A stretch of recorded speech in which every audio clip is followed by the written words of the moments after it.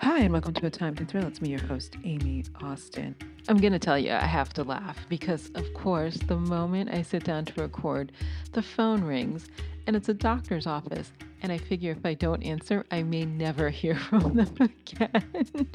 I'm always trying to re up my physical therapy because I'm unwilling to give up high impact exercise, even at my age. All that said, it is October, and I know I've been away a little bit. I should have broken this podcast up into seasons, and maybe I will go back and do that. But it's hard to record over the summer with the differing time zones. And while I always want to interview my European authors, they're on vacation because they have vacation. So it's been a minute, but I'm back with new interviews. In the meantime, let me see. So his last mistress came out in April, and if you haven't read, please pick up a copy. I love this book a lot. It's like it's like the culmination of all the years of writing coming to fruition and being able to tell a story from beginning to end in a way that I like. So normally I hate certain parts of a book, and I think I don't hate any parts of this book. And that 30 books in, people, let me tell you, that is an achievement. Also, so I did finish the next book. I don't know when it will be coming out. I'm trying some different things and we will see. But keep your eyes peeled for pre orders or news or information on that book, and you'll see it when it's posted. Speaking of, you can follow me. I am legal thriller author everywhere except Twitter. I'm not on Twitter. I gave it up in 2016 and I'm never going back. So, but I'm on Blue Sky, Facebook, Instagram. I'm on Instagram too much. And TikTok as well, although I don't post there that often because I can't feed that algorithm. I really can't. So this month, I have the pleasure of speaking with USA Today bestselling author Chris Keniston. I met Chris, and I think we talked about this in the podcast years ago. We used to have a conference. We used to call the Uncon for authors up in San Francisco, starting maybe 2016, 2017, something like that. And of course, it sort of went by the wayside during COVID. But it was a great time to sit around with some really great indie authors, figuring out better ways to run our author business. What made Chris unique is that she is an extrovert in a world of introverts. So Chris is outspoken. And one of the things I like about that, though, is that she's super savvy and takes no BS. Um, I think a lot of us, and this may be a trait of being like a woman in our current world, second and triple guess ourselves before making a decision. And I don't think Chris suffers that particular affliction. So it's great to have different voices, especially when the rest of us are like over here cowering in a corner. And she's like, cut it out, do it up, do something different. And we, at least maybe I, could always use more voices like that. So Chris has an interesting story. I always wondered how she ended up in Texas, and now I know. So without further ado, let's get to it. You know how it is. I have so many questions. Hi, and welcome to A Time to Thrill. It's me, your host, Amy Austin. This month, I have the delight of speaking with USA Today bestselling author Chris Keniston. Hi, Chris. Hi, Amy. How are you? I'm actually doing quite well under the circumstances. So I'm going to ask you this because I don't know. Is it hot in Dallas? Because God knows it's hot here in LA right now. Actually, we consider it cool. It's in the low 90s. Okay. I'm not going to say It is. September is one of those months where you could get anything, but usually it's in the 90s. We've had a few days in the 80s, which has been just phenomenal. But some years, those 100-degree days from August linger, and we're very thankful that they're not lingering this September. So we're all very content. Okay, that's hotter than I could tolerate. So, so I will say this. So I usually tell people, I usually do this in the intro, but I haven't recorded the intro yet, obviously. I met you, I believe, you're going to get me wrong, I think in San Francisco before COVID, when we used to go to the indie intensives up, and for me, like just one flight north, but in Northern California. And as we were discussing beforehand, you're an extrovert. And you know that writers are rooms full of introverts Yes. who would rather not. I think sometimes we're like, we'd rather not. But in order to further like our business, sitting at home alone as a silo was not necessarily effective. So going out and talking to other writers was really helpful. And that time during the indie game was game changing often. So what I know about you is that you're from New York. I'm from New York. I was born and raised in Brooklyn, but you're from New York. How did you end up outside of New York? I mean, I know we used to call it like the New York inertia, because people can't leave. Okay. But I was on my way to Australia. I had a cousin who married an Australian, and Australia was looking for all sorts of business people, teachers, what have you. And I had gone to college for a year in San Francisco and loved it, but San Francisco was very expensive. Housing was flying through the roof in those days. Houses were literally jumping in value, almost doubling every year. It was insane. And New York was busy and dirty and crowded, and I was sick of potholes and winter and slush. And I said, I'm going to move. And I thought, you know what? Let's go to Australia. But I want to see everything in the United States there is to see before I get there, because Lord knows when I'm going to come back. That's a far trip, and it's not cheap, and yada, yada, yada, yada. So I started driving places that I had always wanted to go. The Amish country in Pennsylvania, Blue Ridge Mountains, Smoky Mountains, New Orleans, Houston and NASA. And I stopped in Dallas because I wanted to see if it was anything like the TV show. And everywhere I went, I either stayed with friends I'd known from college or from church or something. And I stayed with a gal from church. And I was waiting for a package from my mother, and it hadn't gotten here yet. So I was like, well, let me go to work part-time, do one of those temp jobs to get a little bit of money while I'm waiting for the stupid package. Well, I wouldn't get paid till Friday, so I had to work the whole week. Well, by the end of the week, I'd made friends. I'd gone to church. I'd discovered housing is dirt cheap. And next thing I know, I'm driving towards Amarillo, planning to come back for Christmas maybe. And I thought, that's stupid. I just turned around and came back, and I've never left.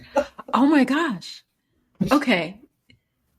That's not what you expected. No, I mean, I drove across the U.S. once when I was like 22. I don't know. I could never do it again. It was fun. Like, I was like, we're good. Like, I saw the art. I forgot to tell you, not only am I an extrovert, I'm a gypsy. My mother used to joke with her friends. She would say, I have 3 children. My daughter, the doctor, my son, the lawyer, and my daughter, the gypsy. 3 guesses which one I am. Your accent came, that was very good. I did that on purpose. No, it reminds me of, all the people I grew up with. I don't have an accent. And I remember people would meet me and they're like, you don't have an accent. I was like, you can come meet my family. Like, we're good. Like, I don't need to have one. My husband used to tease me all the time. He'd say to me, when you get off the phone with your friends in New York, your New York accent is thicker than it ever was when you lived there. So do you, I can do New York. I just don't do it on a normal basis. No, occasionally I say coffee wrong. And my son's like, did you just say coffee? I'm like, stop talking. So I never say coffee. I always say coffee. I've said coffee since 1981 when I went to school in University of San Francisco. Everybody kept recognizing my New York accent. And I said, oh, we're going to fix that. And it became chocolate and coffee. And the only thing I could never not say like a New Yorker was New York. I have no idea what I did. But every time I went to New York, they went, oh. Well, I couldn't un-Yankee New York. No, but I will say this. There was an article in the New York Times years ago. One day I'll find it again, where they talked about the phrases that people say, because my son points it out because he was like, I always say, oh, I'm going to go stand online. And he was like, everybody else says stand in line. And I was Only like, New Yorkers say online. Yep. and I was like, who says stand in line? Like, I guess I never heard it because I heard what I heard. New Yorkers, New York, New Jersey, Connecticut, the tri-state area, we're the only ones who stand online. I get more people sending me corrections when I write in a story. Oh, go get online over there. And they're like, it's in line. And I'm like, all right, I'll change it because 47 out of 50 states say in line. But no, I know what I was saying and I meant to say it. And all right. Yeah. No, New so Yorkers say online. I learned there's like 10 of them, and I was like, got it. Okay. But it's really hard because like so my son like was born and raised here, which, I have my own feelings about, but the majority of the parents like in his elementary school were New York transplants. So like, as far as I was concerned, we were like, okay, this is how it's going to be. And it was only like I was in the car with them, and to me, they all sound like Pauly Shore in the back seat. And I'm like, why do you talk this way? Like, what is wrong with you? So, and he insists that he doesn't have an accent, but they all like, they speak so slowly, and it's always like, cool. I'm like, stop. Okay, stop. Yeah. But here's a story that's got nothing to do with writing, but after 9/11, I took my family back to New York, or maybe it was for my class reunion. I went back to New York. My daughter was, a preteen or a young teen, and she was always complaining about her Yankee mom in Texas. And we were staying with some friends, and Diane was doing the same things I did with my kids. Mm-hmm. And I said, see, Aunt Diane does it too. It's not just your mother. She goes, well, she's your best friend. Of course you're alike. And then we'd go visit other people. And of course, they'd all be, treating their kids the same way I treated mine. And after a little while, she goes, oh my God, you're all alike. And I said, honey, I've been telling you for years. Your mother's not crazy. She's just a New Yorker. No, you remind me. So this summer, we spend the summers in Hungary, and this summer we were in Hungary, and he hangs out with our other kids, and which is fine. Like, great. But he was like, I want to go to this water park, and the other parents are going to be there. And he was like, but you'll like them because they're New Yorkers. It's like, oh, you're trying to sell me. And I get there and I was like, oh, these people, I was like, you're right. I'm like, these are absolutely regular people. New Yorkers. Like regular people. So we're good. But we're a different breed, let me tell you. He sees it in other parents, which is interesting to me because I feel like I'm not going to, I feel like I'm not like that. I'm just like, me, but clearly it's a pattern. So, okay. So I can't believe that's how you got to Dallas. Like I have not made any, I just showed you my rule book. Like I don't make decisions that are like that. And that's fascinating. So how did you build a life? Like, that's just such a, I moved to LA, but it was like, my ex had a job and, we bought a house and it was all very like structured. I was working temporary. So I had work. That was not a problem. I was staying with my friend. And so I said, all right, well, I'll keep working and I'll find a place to live. And we had some of the friends I'd made shared a house, and one of the roommates was moving out. And so they had a spare room. So I moved in there. And I worked temp, and like my second or third assignment was a woman in an interior decorator. And when I lived in New York after college, I worked for a home furnishings designer called Trisha Gill. She was British. And I worked on her Fifth Avenue office. I was the publicity liaison. And I did, between photo shoots and manufacturers and whatnots.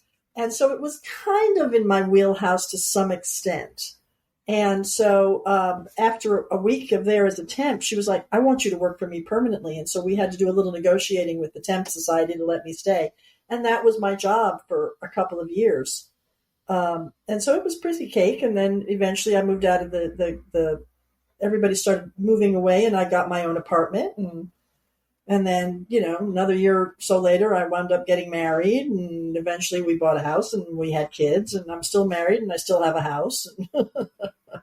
So is the rest of your family still in New York then? I Okay. never had a big family. I'm an only child. One of the things I did as an only child to entertain myself when there was nobody to entertain me was I ended up reading books. So that was like the biggest like introduction. Cause I mean, at some point, nobody's going to entertain you. And at some point you're like, okay, so what else can I do? And then you start reading the books in the house. And then in my case, you go to the library and, like the Brooklyn Public Library, and your world Nancy expands. Drew. Couldn't get enough of her. So I would ask you this because I don't know. We had Nancy Drew, but maybe no. Well, first of all, my grandmother had the Hardy Boys, and so I read those, and they were blue. I remember this, and the blue hardback, and then Nancy Drew, but there were fewer of them. But I don't have a sense of like. I think the books she had were like from the 50s. Like as a adult, I actually just don't know the answer to this. But there were. I read the Hardy Boys, and then I read Nancy Drew, but I think my grandmother may have tapped out at like 20 books. You know what I mean? Like at some point they stopped buying them, or that's what she had. And then I was Well, like, okay, the what else is disadvantage I there? had was I could have just kept reading and reading and reading and reading, and my mother just couldn't afford to keep up with me. Mm-hmm. Did you go to the public I was a library though? single I mean, mom. She yeah. just couldn't afford to keep up with me.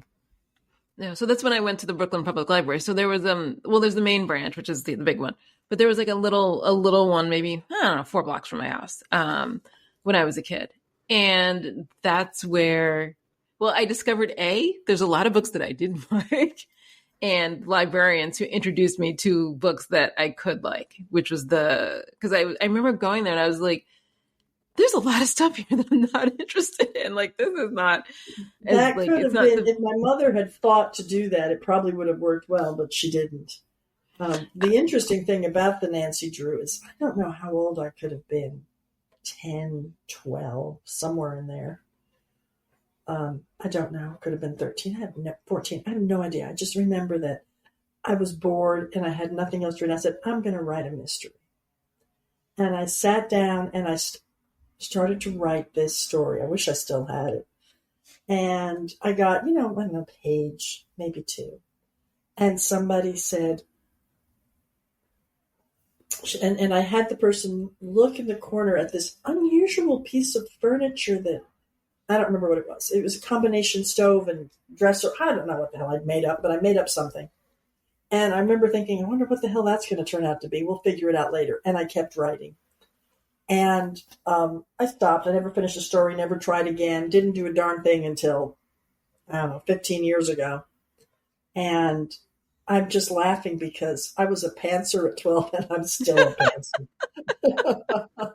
I just was like, even back then I didn't know what I was doing. I said, I'll figure it out later. And that's exactly how I write. I just vomit whatever winds up on the page and figure out later. And thankfully, even under these circumstances, later on, when I finally figure out what's happening, I'm like, oh, and I set that up and I didn't even know it. Isn't this wonderful? True Because I pantser. do really think that the brain, because I'm a pantser, so I don't know, but I really think the brain must work in the background and it must be keeping a bigger picture Subconscious must be that doing I something. cannot bring to my consciousness to save my life.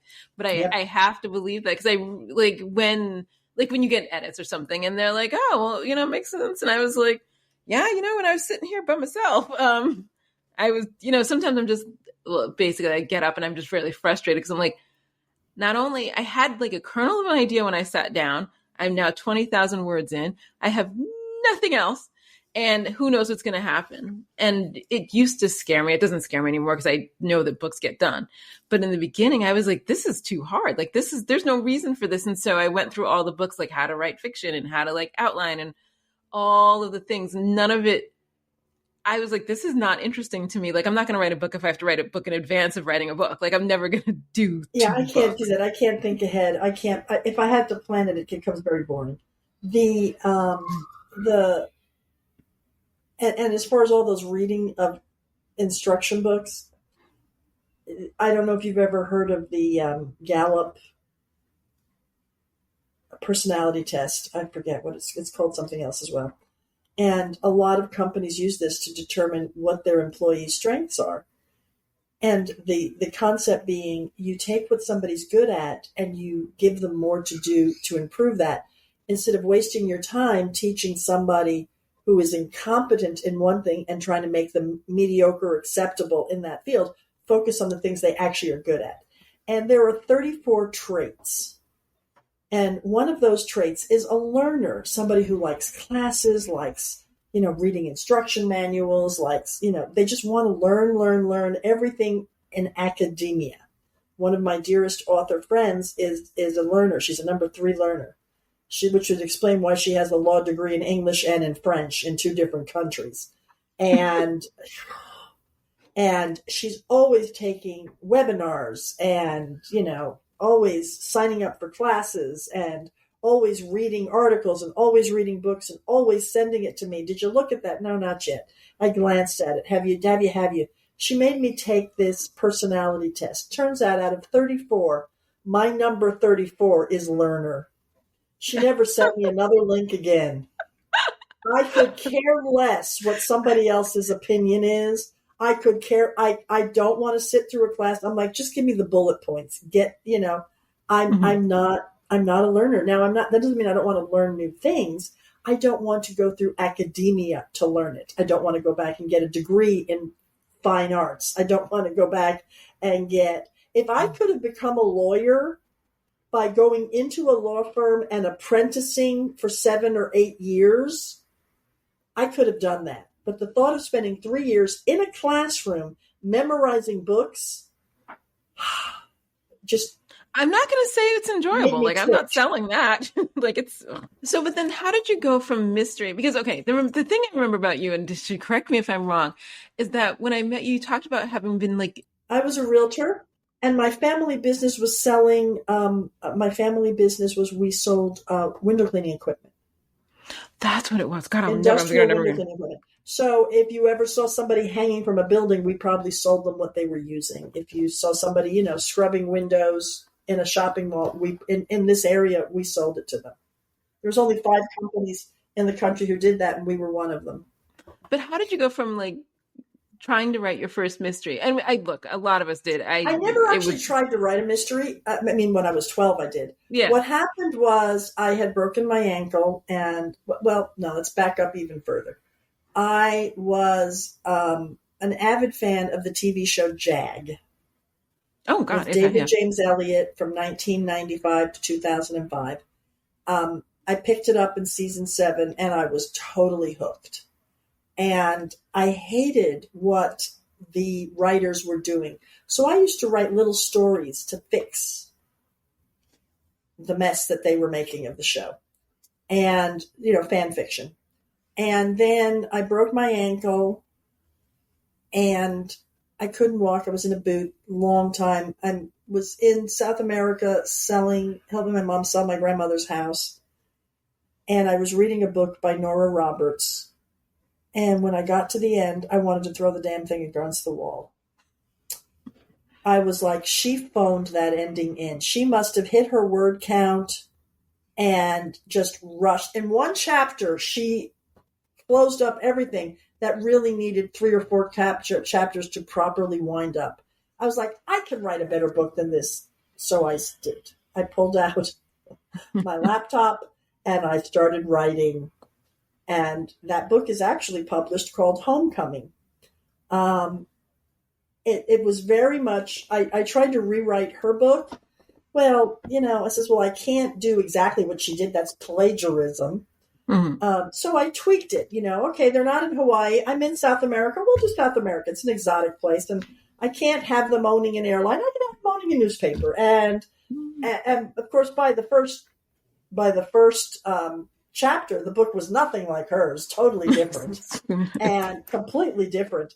But my friend was like, this is good enough to be published. And she says, and the best way to get published is in romance. So you need to join RWA. And that's how I wound up in the romance thing. So I wrote 3 women's fiction before I published one book that accidentally turned out to be a contemporary romance. And my then publisher was like, it sold like gangbusters. You're writing contemporary romance now. And so that's how I wound up writing contemporary romance. But the thing that happens is that a lot of my stuff, that there's always seems to be a smidge of a mystery thrown in somewhere. The first book, Champagne Sisterhood, the first book I published, it had, even though it wasn't the first I wrote, it was the first that, no, it was the third, whatever. Champagne Sisterhood, there was a mystery through that whole back thing that people were like, what the hell's going on? And the agent said to me, you're going to have to pick. You're either writing women's fiction or you're writing romantic suspense. You can't mix it. So I had to take out some of that suspense element. There was like every other chapter opened with these people talking like, who are they? What's going on? They're sitting outside the church watching the funeral. They're doing this, they're doing that. She's like, either you're writing one or the other. So I had to take all that out and rewrite these people in a different light. But there was still a mystery that was revealed towards the end. And the contemporary romance, which was Aloha, Texas, it had sort of a mystery in there that you were trying to figure out. And so I occasionally throw in secrets and things like that just because it makes it more interesting. I'm writing faster and more, and books aren't as complex, so they don't get as much of that mystery aspect. But there's always, like, I wrote one called Shell Game in that Aloha series. And I laugh. I say it's the Golden Girls meet Miami. I forgot the name of the show. Not Miami Vice. Yes. Okay. Thank you. It's the Golden Girls meet Miami Vice, because basically the story was, I had to write about a SEAL. I didn't want to. I had to go back to his early days, and I wrote about the SEAL who had been a Navy SEAL. He'd been with the CIA, and he was now on a forced vacation on a cruise ship. And the heroine was accompanying her grandmother, who's a retired grifter. Her family were grifters. I don't mean, petty thieves. I mean the sting, big operations. They were grifters. And they were retired now. And the grandmother used to like to go and pick people's pockets. She'd steal the wallet, and then she'd put it back just to keep herself nimble.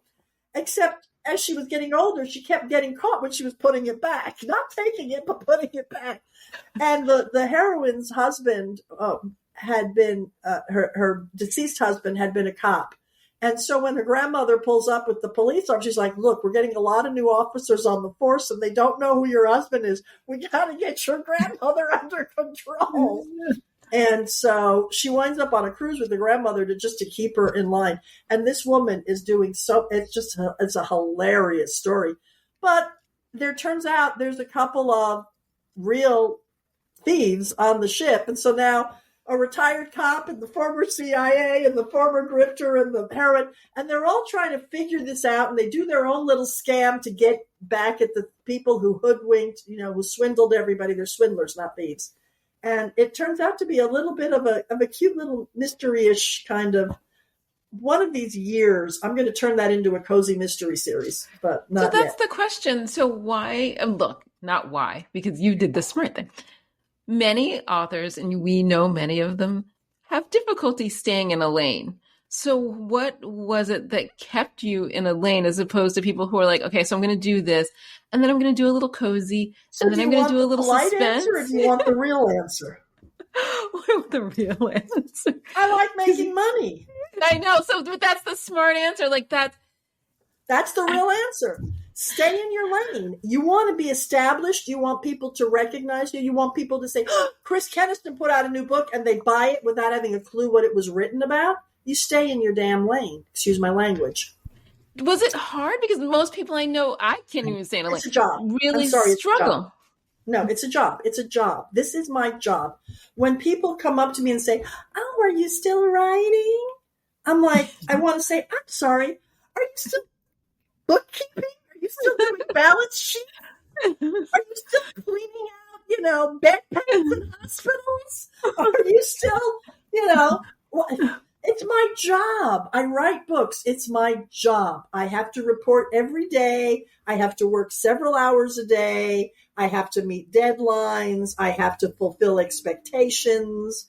It's my job. And my job, if I want to make money, is to stay in my lane. What went well was contemporary romance. That's it. And then I veered from military to cowboys and Western, which went very well for me. And then I veered back to New England, and I'm like, oh, people like cowboys and Westerns better. So we went back to Texas. All set in Texas now. So my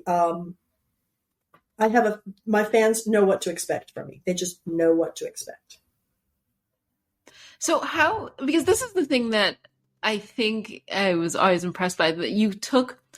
Look, okay, so when we met, we were at conferences that were about business. We don't talk about writing that much. And people are always surprised. They're like, you don't talk about writing? I'm like, you got to talk about how to sell the books. So we talked about business, and you were very, I don't say direct, but focused on what was going to be the best for the business. Whereas I think maybe 50% of the people are like, but what about that frolic and detour?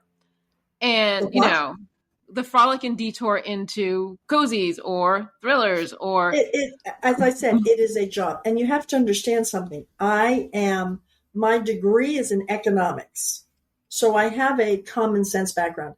I started the family business. I have a concept of business. I know how things work. I know how expectations work. I know how illusion works. I know how, I have one shot to get my customer in the door. And if I blow it, they're not coming back. And that's true with reading as well. You screw up that, let me just get it out. Doesn't matter if it's good, but if you lose them on that book, they're never coming back.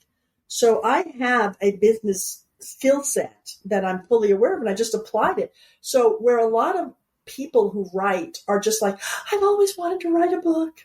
I have all these ideas in my head. I just have to get this on paper.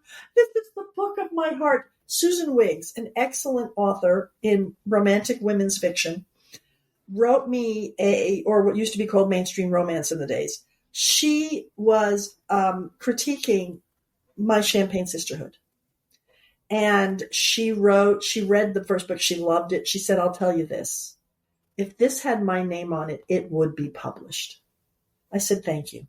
I said, the agent wants me to change this, this, and that, and I don't know what to do. And she said, well, you have to write the book of your heart. You have to this. And I says, no, I wrote the book I wanted to write. I need it to be the book that will sell. What would I do? She goes, well, in that case, and she changed her completely because, every aspiring author wants to be told, write the book of your heart. It's a business. There are rules, regulations, norms, expectations, and things that can be anticipated. If you do this and you change that, if you were writing small town Mayberry RFD, and then you decide you're going to shift gears and you want to put in a shapeshifter in the middle of this small town scenario, you are going to have a rebellion because you have not met expectations. Does that mean there's a problem with shapeshifters? Absolutely not. It's just not the expectation. So you have to find your bit. There are so many, Coca-Cola. They changed their formula 1,000,000 years ago and called it New Coke. Well, that didn't go over very well, and they wound up removing it from the market and going back to Coca-Cola.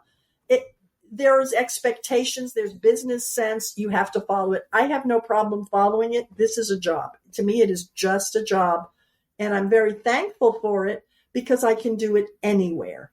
So if my daughter is, living in Houston and pregnant and we're waiting for this baby to come, I can work in Houston so I can help her with this baby for weeks, not just days.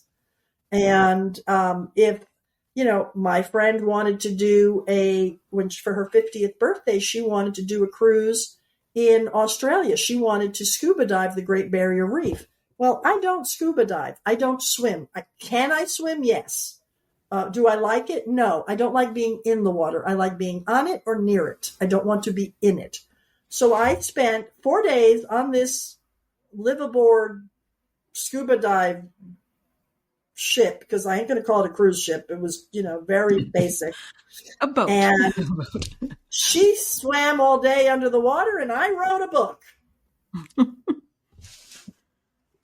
So, So but what do you think it is that that gives you the ability to have a practical nature in an industry where I'm sure you know many writers struggle with with the practical side? Or is I it don't just know. personality, You're do you just born think? that way. Yeah. The same reason, why am I a number 34 learner? I don't know. I'm just, these are my skill sets. My skill sets, one of my skill sets, and I forget which one it's called, is I have the ability to walk into a room, check out everything that's happened, and realize this isn't going to work. We need to shift and do this. And I can just do that in like 2 minutes. And everybody else needs a week of studying spreadsheets to figure out what I did in 3 minutes. It's just something I have. I was born with it. I don't think I was taught to do that. Either your brain works that way or it doesn't. That's all there is to it. And so there's But do you nothing I find can that you're take pretty away. so when we were at the intensive, there were more people like that than not. I mean, that was for me. It was somewhat eye opening because there were people when we were sitting at like this in this room in this tiny hotel, and people are like, "Well, that's not going to work. That cover's not going to work." And it was the first time anybody outside of traditional publishers who I'm not going to say you don't trust them, but they make choices sometimes that don't work. And so when they're like, this cover's not going to work or whatever, you're always like, but does it? But sitting in that room and authors like, this cover's not going to work. I remember somebody saying it to me years ago.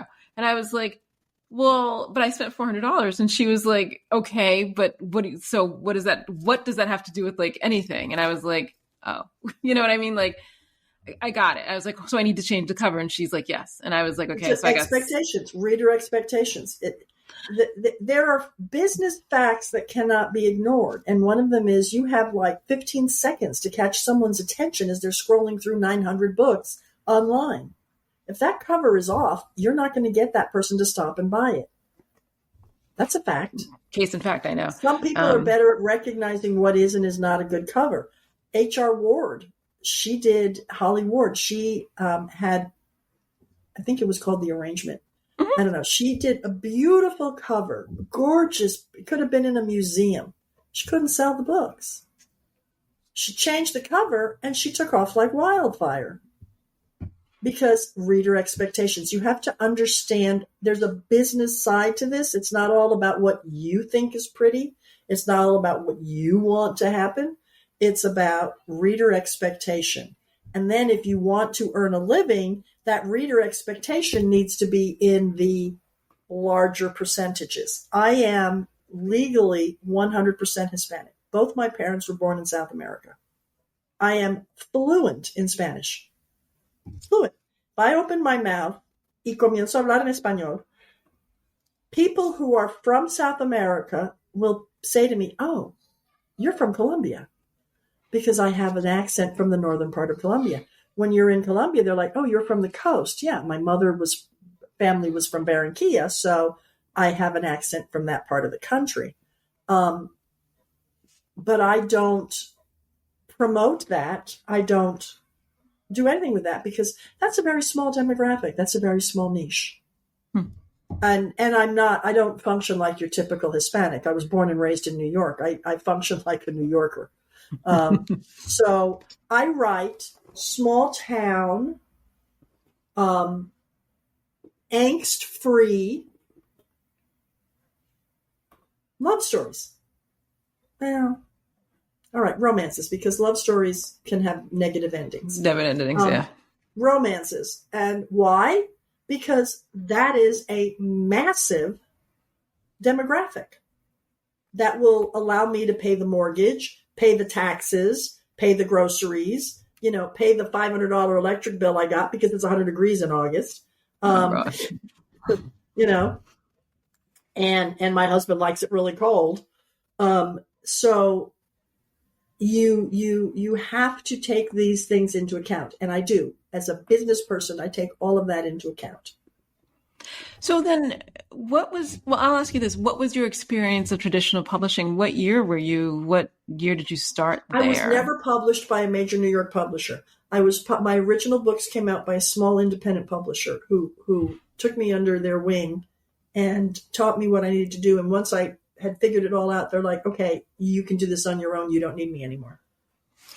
Do you, so you learned something, because I think that, so I mean, you, I there's, learned a lot from New York. I yeah. learned a great deal from New York because I have a good many friends who were published by New York. Mm-hmm. You know, I was some of my closest friends when I was writing were Jane Graves and Lorraine Heath, and I mean, I know a bunch of people who I remember. What was her name? Sandy Blair. She wrote Scottish Highland romance, and the first one was the Blackstone something or other.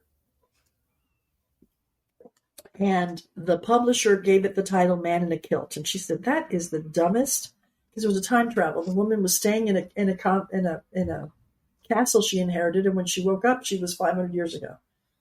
And so then she wrote the second book for it. And she gave it some title. And I don't know, Thief in a Quilt. I forget what it was. And then the third book she wrote, she submitted it and she just put line in a kilt. You figure out what you want to name it. Obviously, my opinion doesn't count. And so, you know, I learned a lot about how New York handled you, about how New York paid you, about how New York publicized you, about how New York determined your next book. I was trying to sell the Champagne Sisterhood, and I was talking with the I think it was the publishing, I don't remember if it was the publishing company or the agent for Susan Wiggs. And I made the comment how I hated the last book. And he said, yeah, but it's selling beautifully. I said, it's selling beautifully because the book before that was fantastic. But I promise you the next book, the numbers are going to be down because this book sucked.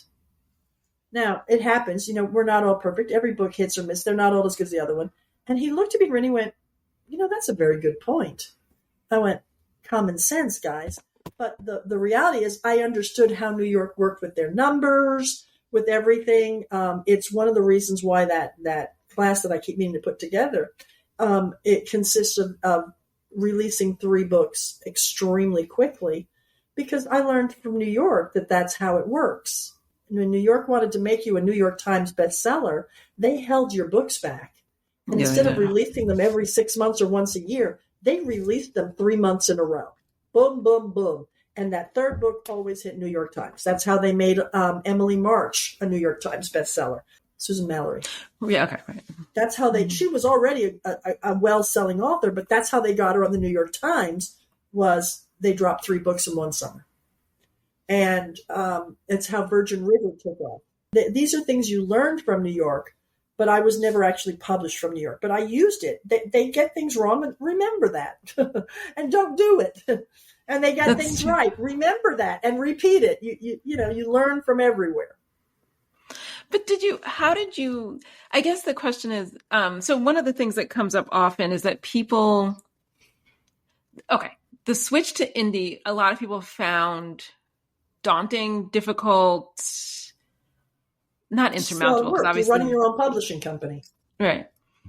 It's a lot of work. Did you worry about taking on the whole I'm sorry, shebang? honey. I started a business. I know, you're like, no.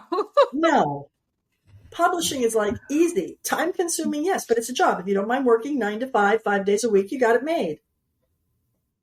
Problem is for people who have a 9 to 5 job and they're doing this on the side. That's tough. I'm struggling now to get my book met. I'm a week late and I'm only halfway through it because my daughter and her family are staying with me while they relocate to a different city.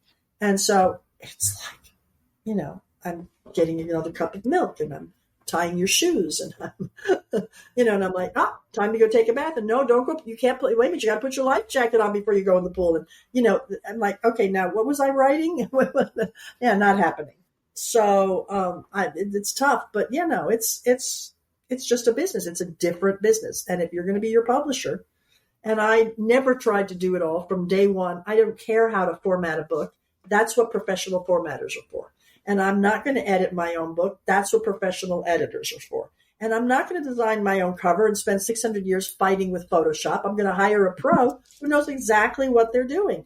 And that's exactly what happened. The first books I wrote, the publisher was like, pick a font you like. And I picked a font I liked. And then they sent it to the cover designer and they go, this is all wrong. What do you mean it's all wrong? This is not your genre. Look at your competition and look at how the fonts are. And I went, oh. And so they changed it. And it's you have to use the professionals. Stop trying to reinvent the wheel. But okay, I will say this. Okay. Would you acknowledge that your approach may be different than the majority of people? Because I feel like when I talk to writers, they spend a lot of time spinning over all of these things that are very matter of fact to you. Like, can I change the cover? What are my reader expectations? Can I stay in a lane? How do I feel about how my publisher treated me in 1983? Like, I mean, there's a lot of internal angst, I feel like, among writers in pushing through from the writing part to the business part. And probably because they're not business people. They're what is it when you're left brain, right brain?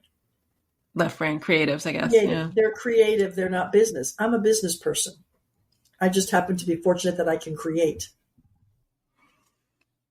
That may be a better combination. Maybe a better combination. It sure is, because I don't. Do I angst? Yes. Do I angst? No. But am I practical? Yes. I got my cover designer sent me 4 covers for a Christmas book. And I'm like, well, I don't like this one at all. But I like this one. And my friend was like, no, I like that one. I'm like, oh, crap. So I threw it up on Facebook and said, all of my fans, people who read me and like me, who I want to find more of, which do you like? I put the one that won. Decision made. I didn't have to deal with it. Do I have the skill set to do A/B testing? No.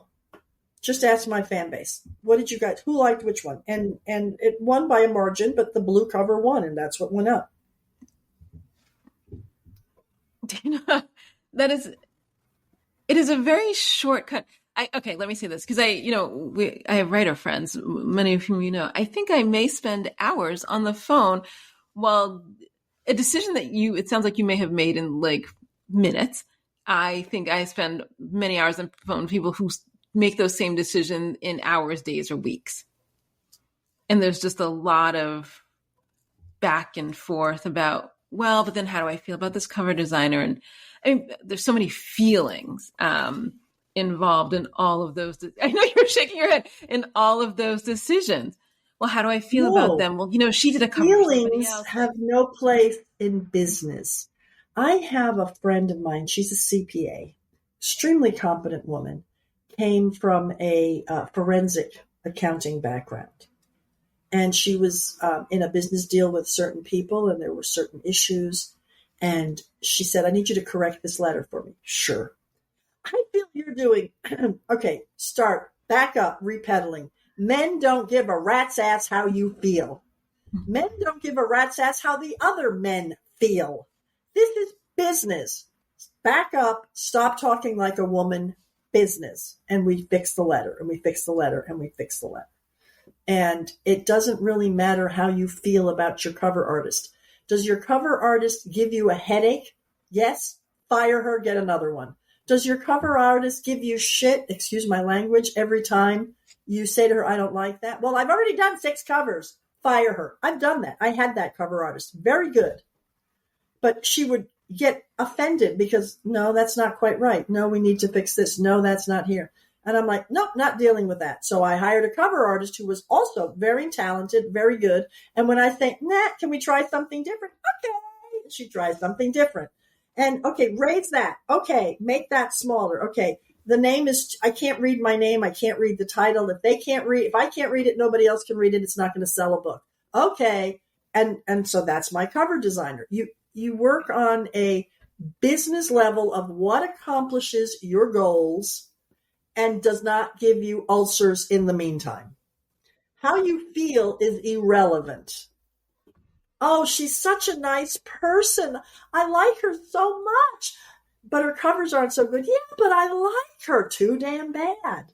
Right. If she doesn't organically, what would you like on your cover? I don't know. I'm not a cover designer. I write the books. You design the covers. Show me what your ideas are, and I'll tell you which ones I think will sell the book. It's feelings are irrelevant. But unfortunately, feelings are very important to creative people. So it's why I tell you, if you're that creative, you need to get a business support system in place where you don't have to do all the work. There's a friend and I have talked about that if there, in her perfect world, there would be a business where you could support people. But what we could never figure out was who's going to be the person who's going to be that liaison, because that's the hard job.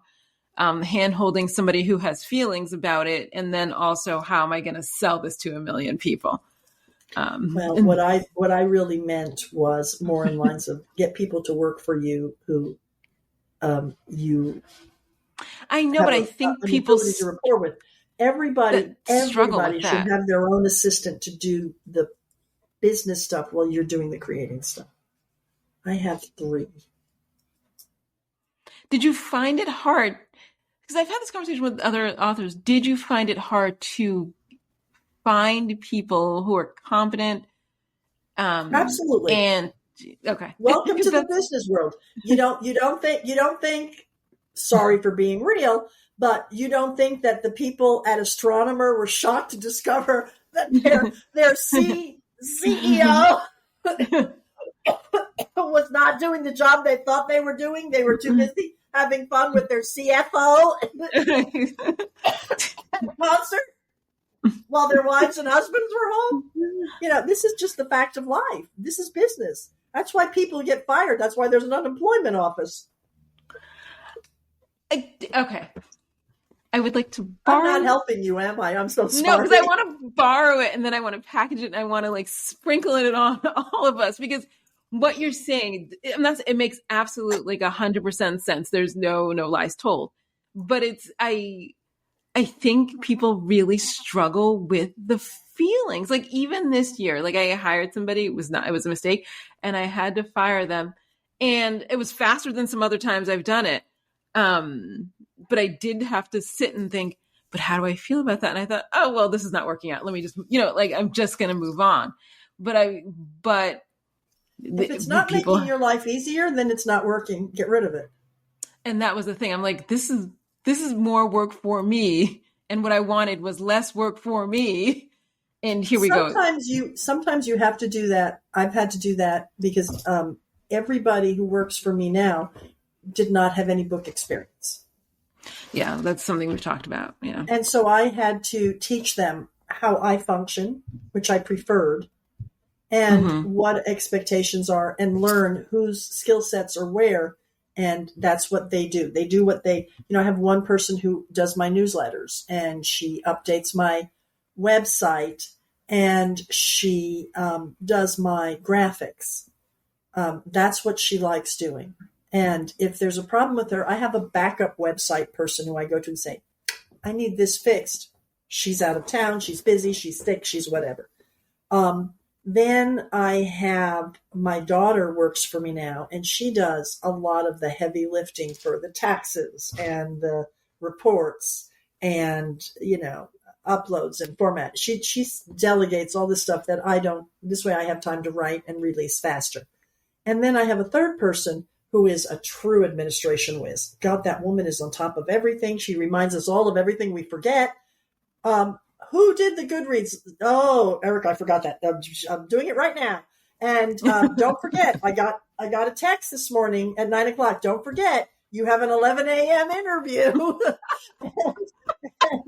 And I'll get a text. It's Monday. You haven't put your blog up yet, and I get an email. Okay, in your business email, these 3 people you need to respond to. Thank you. And so you have different people with different skill sets. And I didn't find them overnight.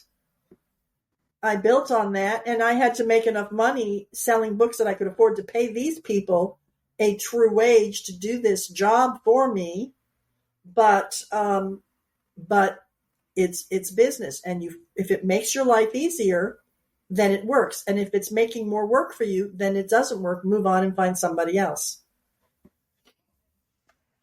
Okay, so there's not, just thinking the number of conversations I've had where it's there's crying and what do I do? And I gave her a chance and I should have known and I didn't like it. She made a mistake on day 1, but I waited 180 days. And Like so many, I know, but these are the conversations. The only time you can wait 180 days forever and ever, amen, is with family.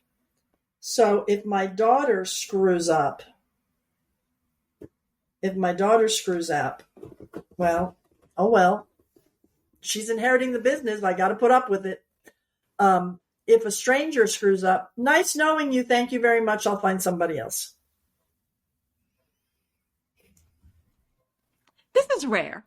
It's rare because it's just, I swear to God, I may spend like many hours on the week texting and having these conversations with people who are trying to let somebody go, trying to get over their feelings about this person, trying to decide if how many mistakes is too many mistakes. Okay, you can call me in a week and all of that. Next time you feel you're on the precipice of this issue, pick up the phone, call me, and I'll give you a 10-minute lecture on what to do and how to do it and why to do it. And then you can decide if you want to struggle some more or just do it. Let me know. No, it's just, this is like... Feel free to call anytime. And I don't know, I wonder, I always thought, I can't decide if it's women or the creative side, but there's always such a struggle between the decision and the action. Women are more empathetic than men. Absolutely. That's part of it. Women are more nurturing than men. That's part of the problem. Women can be more emotional. I am not an emotional person. PMS didn't exist for me. I'm not an emotional person. That doesn't mean I'm not a loving, caring person. Emotions don't jump to the table. My poor daughter, when she gets really angry, she starts to cry. And it makes her even angrier that she's crying because she's angry. Right. She can't help that. That's just the way she's wired. So that is a factor of it. But the other part of it is also that creative people, normally, business is not their best skill set. Normally, it's not always the case. No, but it's a huge struggle. I live in a city full of creative people who also have to run a business, and the disconnect is huge. Like it's not small. It's just there's different skill sets, and most of the people who are creative and running the big businesses are paying people with good sense to do some of the mediocre things, some of the minutia, not mediocre, some of the minutia that they don't have time for or the skill sets for. People who are really, really good at what they do it, and what they're not really good at, they delegate. Yeah. And that's why they succeed. No, this is a conversation. So as I and my friends age, it is getting easier to make those decisions. But in the height of the indie, like 2014 to 2018 or whatever those years were, these were real struggles that people are having. And I think that a lot of people's indie book businesses could have done better if these struggles had not played out for so long. And they played out. There was an author at one of the Young Cons, and we were having a dinner conversation. I don't remember it. And the next year we came back and she said, "Thank you." And I said, "You're welcome. What did I do?" She said, "You gave me some really good advice." I said, "What is that?" I said, "Well, at dinner last year, I was talking about trying a new genre. And you looked at me and you said to me, 'Why? Don't you like making money?'" I looked at her and I said, "Oh my God, did I really say that?" She said, "Exactly like that." I went, "I am so sorry. I should have been a lot more, tactful about it." She says, "No, it was a very good point. I stayed in the same genre. I did not pan out, and I had my best year ever." I says, "Well, I'm glad." I says, once you're really, really doing well, like Nora Roberts was doing really, really well selling romantic fiction and was a name that could be had anywhere, then she expanded and did J.D. Robb. Once you're really good, J.K. Rowling's, once you are J.K. Rowling and making a fortune with Harry Potter, you can use any name you want to write any thriller you want. And if it does well, great. And if it doesn't, it doesn't. But she's an excellent example of that. She used a different pen name. The books didn't sell well. And they went, "Well, J.K. Rowling writing ads, boom, Yes. off they went. Why? Because she had developed the following for who she was. No, everything you say makes sense. I wonder why it's so hard to hear. And this is the thing I remember mostly about the Indian con is that hard truths were said, and then many of the authors I know would go home and struggle to implement that, even though, so, it's always like, if you know better, you do better, which I don't believe. But then people know better and then they still don't do better. And that was always the disconnect. It's like, if you don't have the knowledge, that is fair. But then once you have the knowledge and then you don't implement it, then there's a different question. It's because what is the definition of insanity? Doing the same thing over and over the same way and expecting a different result. Mm-hmm. It's that simple. It's truly that simple. It's just very difficult for people frequently to do. Me, if you were going to tell me, and people have told me that my income could double if I would learn to deal with social media advertising. You know what I do? I look at you and say, there's not enough money in the world to make me do that. It is not my skill set. I don't have the time to watch them. I don't have the time to figure out the stupid dashboards. Why is it doing this? Why isn't it doing that? Why did you do this? Wait a minute. Who can I talk to? Nobody can hold your hand. There's nobody who you... I'm like, no, I'm not doing that. So some things you have to accept are not your skill set. So to beat yourself up because you can't let go of this or you can't let go of that, if it's not your personality, you can beat yourself up from now till doomsday and you're just going to make yourself bruised. You're not going to succeed. You're going to be having black and blues. And every time you bump that sore elbow, ow, you have to understand your own limitations. And then you have to work within what you're capable of doing. Okay. If I need to assemble this and I can't figure out, all right, hand me the piece of paper. I will read the instructions carefully under a flashlight and say a prayer first. And I should be able to do this because I'm not a stupid person. Will it frustrate me? Yes. Would I prefer it if somebody else had done it? Yes. But there it is.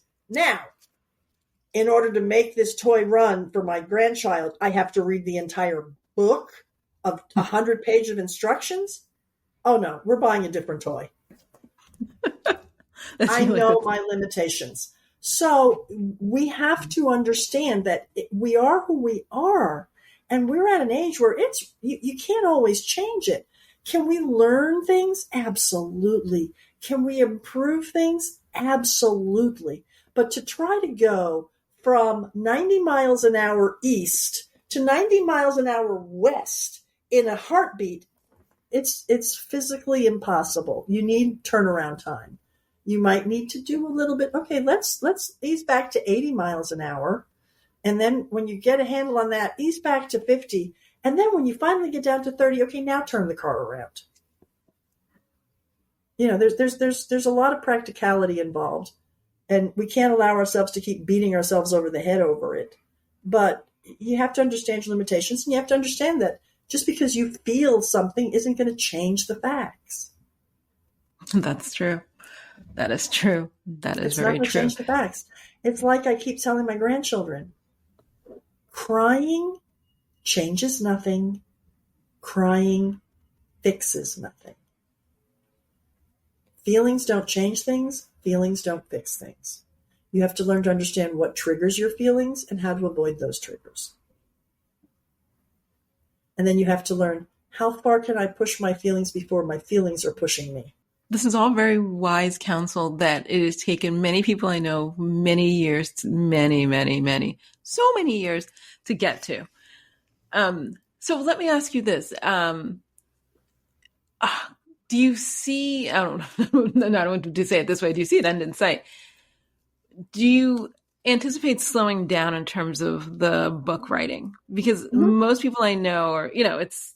Yeah, I'm older. I'm older. We're aging, and I'm older. I have an intention. My intention is to continue the pace I'm at for at least 2 years. And then I will turn around and say, okay, am I in a place where I want to keep doing this at this pace for a little longer? Or do I want to slow down and just write 1 or 2 books a year? Or do I want to stop altogether? But, I'm definitely not pushing to sell more, work more. Would I love to make more money? Absolutely. Why? I'd love to own a beach house. Do you know how much those things cost? Oh, well. I'm probably never going to buy a beach house because what I want is going to cost me over $1 million. And then it's going to cost you, $100,000 a year in taxes and insurance. I'm sure that's going to be something. I don't sell enough books to throw away $1 million. And I'm not wanting that beach house enough to deal with social media advertising. So we've learned that much. But if I were much younger, heck yes, I would do things very differently. But I'm not. I'm older, and I don't need to be chasing every rainbow. And I just need to be practical with what's working for me. I'm at an income level where I can afford to help my children if they need it. I can afford to help my grandchildren. If there's an emergency, I can do with it. And then some things I just don't make enough money for that $1 million beach house. And I don't make enough money to add a 3rd-car garage to the house. And oh well. And is it worth adding a 3rd-car garage at my age? Because I could be dead in 10 years. So there's a little bit of a practical input, but I'm in the wind down stage. I'm not in the wind up stage at all. That's all it is. You're just going to have to keep up with the trends and the marketing, and I'll be dead. It ain't going to be my problem. But we're doing it right now. There was, when I got in the business 20 years ago, World War II was taboo. Now it's a genre. That's true. Popular one. Popular one. Why? Because it's almost 100 years old. It's a historical. It's a World War II historical. Wait, okay. Before I wrap up, I will tell you this. So my son comes home and he's talking about, I think this year he's taking American history, which is not called that, but more or less that. And I said, oh, where does the book end? And he said, Ronald Reagan. And he said, where did your book end? And I said, Ronald Reagan was president when I was in American history. And he literally felt like, I think he just, like, his brain was like, okay. And I was like, time marches on. I said, when I was a kid, World War II was, I don't want to say fairly new, but it had been 40 years, 30, 40 years. And now we're like the time is creeping up. And it is interesting to watch the passage of time. I didn't think I would see it so closely, but here we are. So Chris, with your practical knowledge, I want to thank you so much for being a guest. It's very enlightening. I will say this, it's very enlightening because you have an approach to publishing that I wish more of us could take on without so much angst and, Sturm und Drang. But enjoy your cooling weather, which is hot for me. And I want to thank you so much for being a guest. I want to thank you for inviting me. This has been a lot of fun. We need to do it more often. This has been A Time to Thrill with me, your host, Aime Austin. If you enjoyed today's episode, I hope you'll share, rate, and leave a 5-star review on Spotify, Apple Podcasts, or wherever you listen. It will help others find and enjoy my conversations with brilliant women creators. Also, please hit the subscribe button on your podcast app. In addition to hosting this podcast, I'm an author. My latest book, His Last Mistress, is out now. Check out the 5-star reviews and get your copy before someone else spoils the twist. I'm also the author of the Nicole Long series of legal thrillers. The first 4 books in the series are now live. You can download Outcry Witness, Major Crimes, Without Consent, and The Murders Began to your e-reader right now. I'm also the author of the Casey Court series of legal thrillers. These titles are available wherever books are sold, your local library, and also an audiobook. You can follow me on Substack, Instagram, Blue Sky, and even Facebook at Legal Thriller Author, or on TikTok at Social Thriller Author. Thanks for listening, and I'll be back with you soon with more great conversations.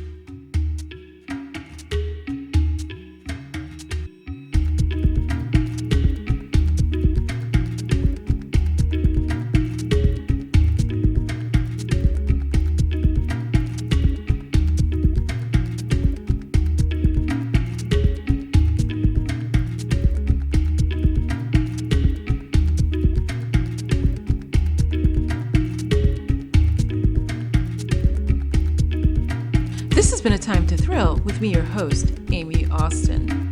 If you enjoyed today's episode, I hope you'll share, rate, and leave a 5-star review on Spotify, Apple Podcasts, or wherever you listen.